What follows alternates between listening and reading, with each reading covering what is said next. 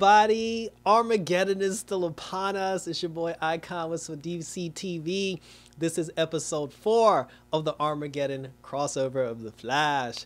And Jefferson Pierce has served his time to the cause and he's done, just like Ray was done. But we did get a lot of returning characters for this one. Still no Mia Smoke. Well, Mia Queen. I thought that was interesting. They're literally saving her for like the last second. In our last episode, it ended when Barry had traveled to the future to try to figure out what happens and what creates Armageddon.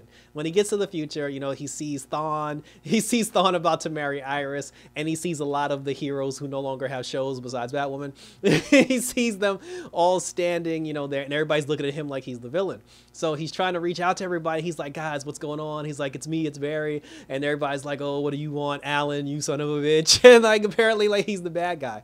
So he says, he's like, I'm gonna prove to you guys that I'm the Flash. He uses the Flash ring to suit up. And then when he puts this, because he's in the future timeline now, so when he suits up, his suit is actually yellow and red, and then it can come to find out like he's the reverse Flash, and Thawne is the actual Flash, because Thawne has the Flash costume on, which I thought was hilarious. So, but a couple of things happened before that, you know, like before all this happened, we see Ryan Wilder and Iris West, they're best friends for, you know, for some reason. I don't know how that happened. Ryan, 10 years into the future, she marries Sophie. For all the more Wilder fans, you know, you got your wish on that one. And they're talking about having a baby. And it was weird because Ryan, like, well, Iris had said to Ryan, she was like, girl, remember when I was your maid of honor at your wedding? And I was just like, what happened to Mary? You know, like, I thought Mary, if anything, I figured Mary would be the maid. I don't know, something happened to Mary, but, you know, anyway, you know, so I said they're talking, and then that's when Barry pops in and disrupts the whole thing. After that, Barry ends up fighting the Reverse Flash. There's this huge fight scene that happens, you know, with Allegra and everybody, and, you know, like, Alex is there. Ryan Choi, I didn't even bring up Ryan Choi in the last episode. Ryan Choi is there, so you know what that means. You know, it's finally time for him to get his due. Everybody's like, you know, battling Barry, and then Barry, like, he grabs Iris and he runs away. You know, he tries to talk to Iris and he's just like, oh, you know, like, how could you forget me? He's like, you know, I'm your husband, we have kids together. And I was just like, don't say the C word. And then she was just like, you're psychotic. And then, you know, Thawne shows up, he grabs Barry, and then like he runs off. So when Barry and Thawne are having their confrontation, of course Thawne can't help but doing his monologue. So he tells Barry the entire story of how the Flashpoint, well, the reverse Flashpoint came to be. He said that, you know, he made some changes to Barry's timeline, like killing Joe and setting up the Star Labs, you know, like facility to explode. But then he said that he did the ultimate thing where he changed, well, first of all, he said that he went back in time to make sure he was the one that got struck by lightning. So because he was the one that got struck by lightning and not Barry, Iris ended up writing about him as the streak, and then all the events ended up unfolding with Earbard Thawne instead of Barry, and then that's how Earbard and like Iris, you know, like, you know, fell in love and got married. They basically tried to say Iris only loves the Flash because he's the Flash. I was like, that's low-key messed up. But and then he even said he also went back in time and he killed Barry as a child to make sure none of these things ever happened to Barry. But then he also said that in his timeline, and I was right. Like I said in episode 2, go back and look at my episode 2 review. I said, how do we know that the Flash that was going around destroying property and hurting people? I said, how do we know that's not Earbard Thawne dressed up as the Flash trying to frame the Flash? So I need to take a victory lap on that one because I was right. So so then, you know, good call by me. So, you know, so then when he told him, he said that, you know, every hero needs a villain. So that's how he turned Barry into the villain. And then he's just like, oh, but then he said at midnight, my timeline will solidify and then your timeline will be nothing, no more Alan. I will have your life. And then he said, fool, because you went to Jefferson Pierce and tried to get him to take your speed. He's like, you got what, like 5% left? 5% speed left? And he said, you can't tap into the Speed Force because in this timeline, the Speed Force works for me. So in the words of He-Man, I have the power. So, you know, then he dipped. He blasted Barry and he dipped and just left him there to die. So I was like, okay, you know, like one of the best Thawne plans, you know, I can't lie. You know, definitely can't lie. And then, you know, Barry went away because he was dejected. The whole team was against him. He didn't know what to do. So he goes to Jitters, obviously. There's a big old Thawne sign with him, you know, like, you know, with the Flash coffee. And then Barry sees a news report that says that people are protesting Damien Darhk's penthouse. And I'm like, Damien Darhk? You know, and then, you know, they said that they're protesting him because he got out of prison on a technicality after he murdered Cisco Ramon Ray Palmer, and the entire Legends team. You know, because even when the girls fought, when everybody fought Barry at the wedding party, you know, everybody was like, oh, this one's for Kate. Okay, I was about to call her Katie. They said this one's for Sarah, this one's for Cisco, this one's for, you know, for Nate and the Legends. So apparently Damien Darhk killed all those characters. And they said along with his accomplice, the Reverse Flash. And then that's when Barry kind of got the idea. He was just like, well, shit, in this timeline, if Damien Darhk and I are friends, maybe I can recruit him to help me out in this whole situation. So he goes to Damien Darhk. And it was nice to see Damien Darhk. Like, I can't even lie. My man D Dizzle. You know what I'm saying? But in this timeline, when you see Damien Darhk, he's mourning the loss of his child, Nora, because in this timeline, Nora dies. And, you know, because of the whole demon thing on that season of Legends of Tomorrow. When Barry walks up to him, he's just like, you know, and Barry did a very good job of pretending to be evil and sinister. I thought Grant Gustin did a good job of like being the villain, of pretending to be the Reverse Flash. That was a good acting job. So then, you know, the two of them, they're just like, oh, he told him, he was like, you know, like Thawne, you know, he tried to change the timeline and we got to stop him because he's going to undo all this stuff. And then, you know, Damien Darhk was like, well, let's do it. You know, let's go ahead and do it. But he said, first, we need to get the tachyon device that I have that's in Star Labs, that Star Labs took from us after they defeated us last. So he's just like, all right, let's go down there, do what we got to do, and get what we got to get. So while we're in Star Labs, a couple of things happen. The love story between Chester and Allegra ended up blossoming because apparently the two of them had relations and they broke, you know, well, they never really got together because Allegra basically like dipped on him. Alex, who I love the fact that Alex is involved with this, and this episode told me how much I need Alex somewhere in like the Arrowverse. So Alex ended up, she decided to be, you know, like the Cupid peacemaker between the two of them. She asked Allegra, you know, what happened, and then Allegra was like, oh, you know, Chester ghosted me, and because he ghosted me, you know, like I knew it wasn't gonna work, blah, blah, blah. So of course, like any other woman, she just takes her word for it without actually verifying it with Chester. She goes to Chester and just blesses Chester out. She's like, how dare you ghost Allegra? And I'm like, you didn't even ask him what happened. So he tells her his side of the story. And he basically said Allegra lied. He was like, you know, after we did the deed, he said, I went to go get breakfast. You know what I'm saying? He's like, I went to go get coffee and donuts and shit. I was going to cook her breakfast and the whole nine, and I was going to hit it again. You know, he said that he realized in that moment, you know, like she was the one for him. And he knew he wanted to spend the rest of the rest of his life with her. But then when he went back to the house, she was gone. And then when he tried to talk to her after that, like she didn't want to hear it. And she told him that, you know, we're better off as like friends. And then, you know, Ryan Choi was like, see, she ghosted him. Bow. And Ryan Choi was acting very weird. You know, he was just like, he was the person that basically shitted all over love. Like he hated love. He thought love was ridiculous. He thought love was a joke. But it was never really explained why.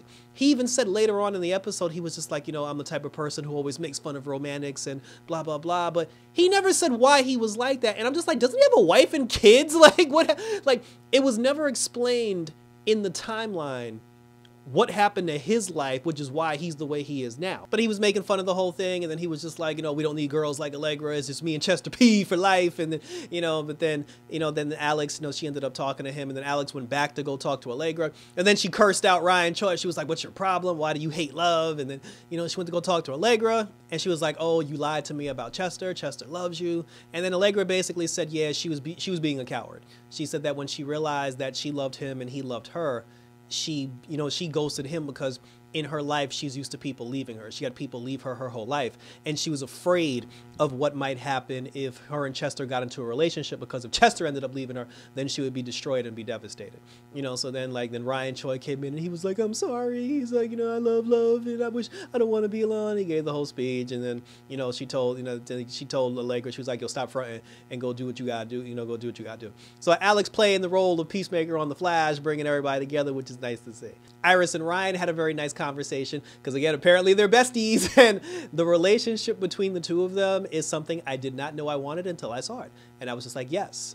Like, I need an episode of Batwoman where Iris goes to Gotham to investigate something and teams up with Batwoman.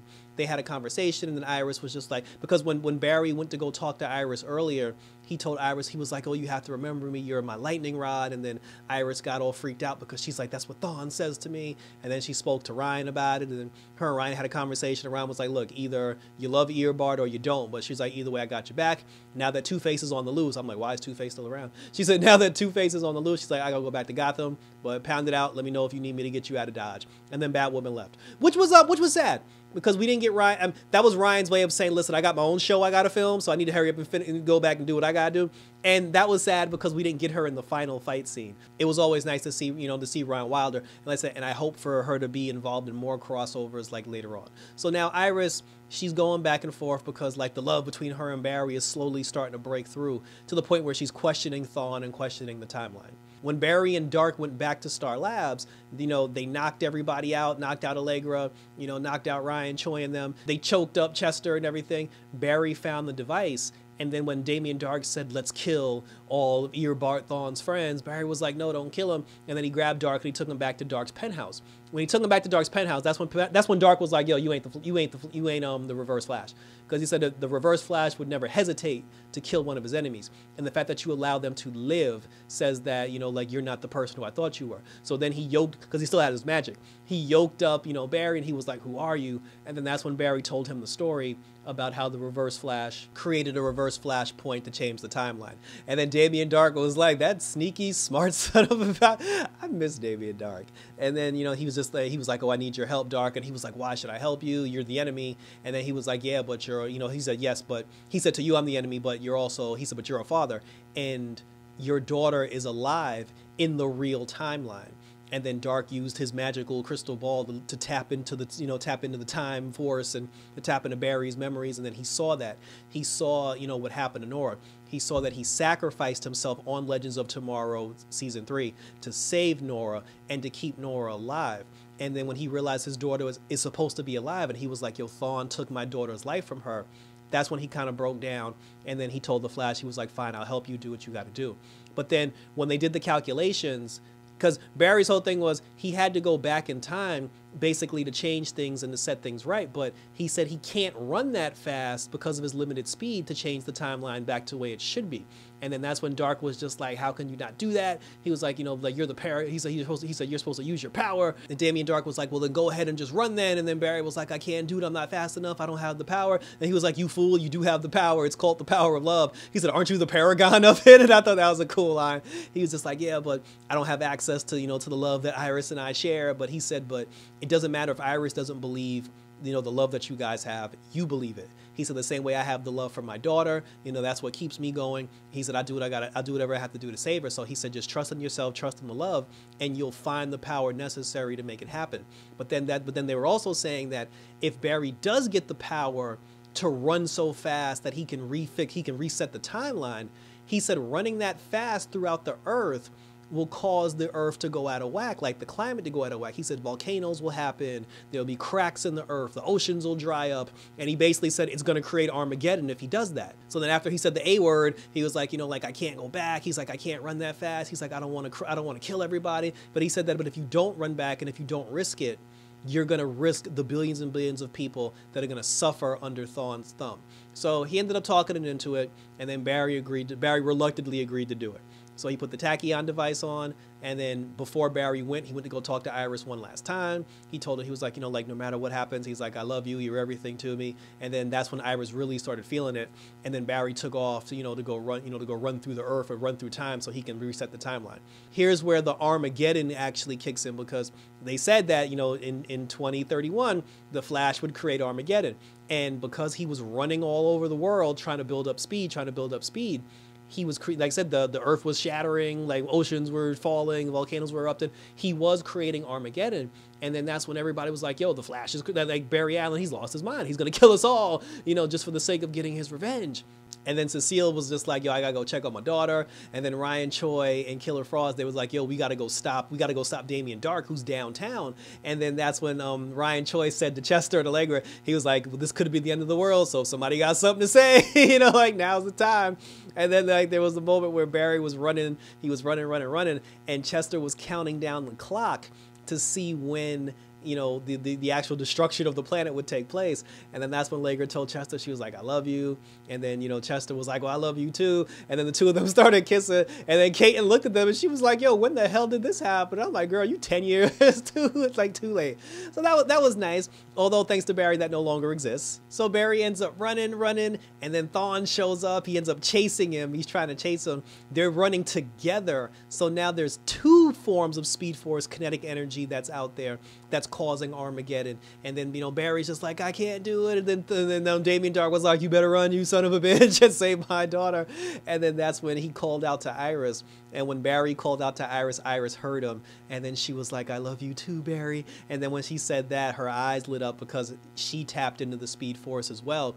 And Iris gave, you know, Barry the extra boost that he needed to reach the speed that he needed to go back in time and to change the timeline. I'm telling y'all, Iris is going to get the time suit before the season's over. That's happening. And, you know, like after that, like after, you know, Barry, he went back and changed everything, you know, like everything disappeared. Oh, and that was another thing that was cool. Ryan Choi finally got the Atom suit. And I thought that was dope. The suit looked good on him. And it wasn't the Iron Man suit that Ray Palmer, you know, like's been wearing all these years. It was the actual legit Atom suit. And I was just like, that shit is dope. You know, like he had the suit on and everything. But I'm just like, why we had to wait 10 years for that though? Like, can't we get, like, we need to get that now.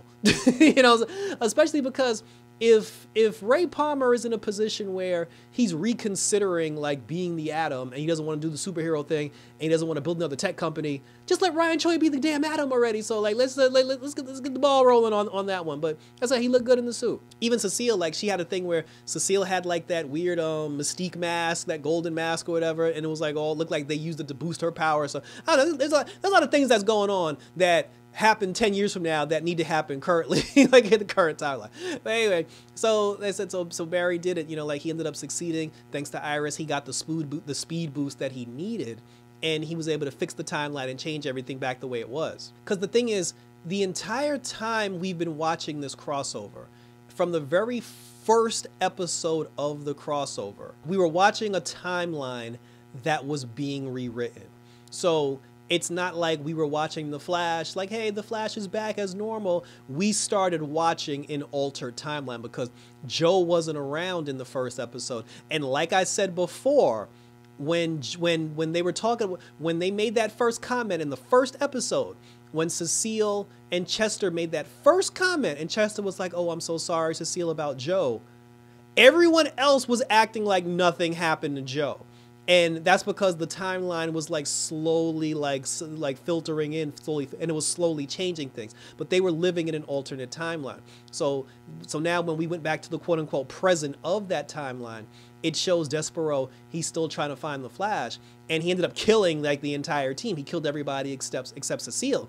And he was telling Cecile, he was like, tell me where the Flash is, or you'll join your friends in the afterlife. And then she was like, no. And then because Barry had changed the timeline, Despero and Cecile felt the disturbance in the time force. And then when the wave came through to turn the timeline back to normal, it changed the timeline that we've been watching, and it turned it back to the timeline that we should have seen from the very first episode.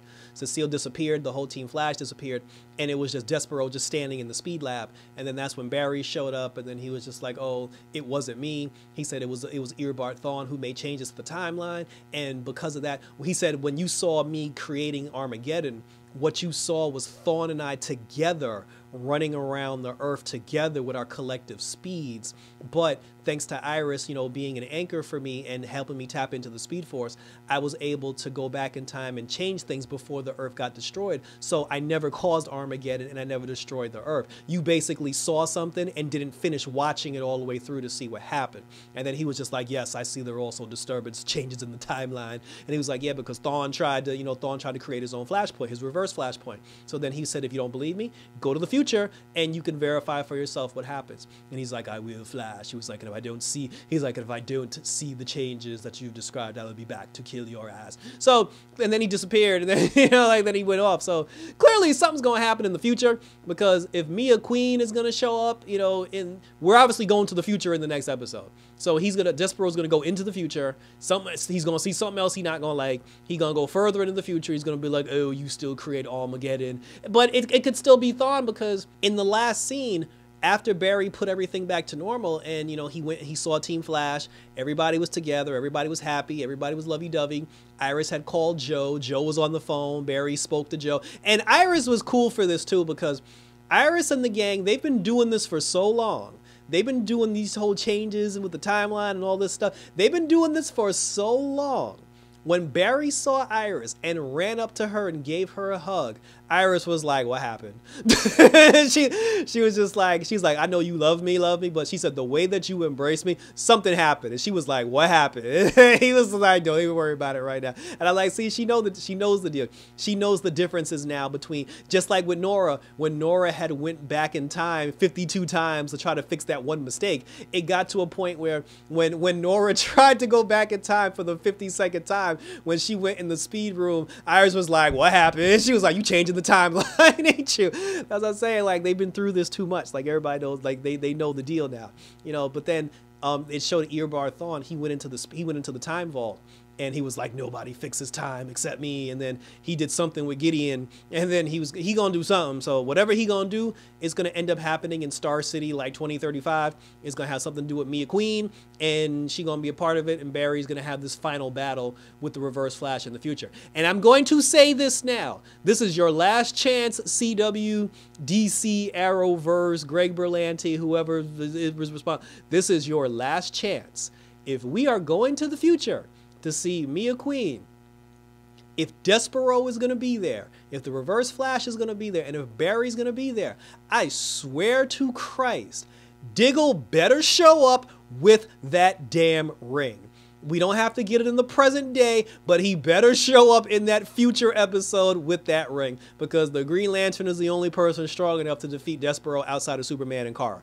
So yo, if Diggle does not, I swear to Christ, if Diggle doesn't show up with that ring, I'm gonna blow a gasket. But that was it, and thank you for tuning in. So share your thoughts, you know, like, let me know what you thought about part 4 of the Armageddon crossover.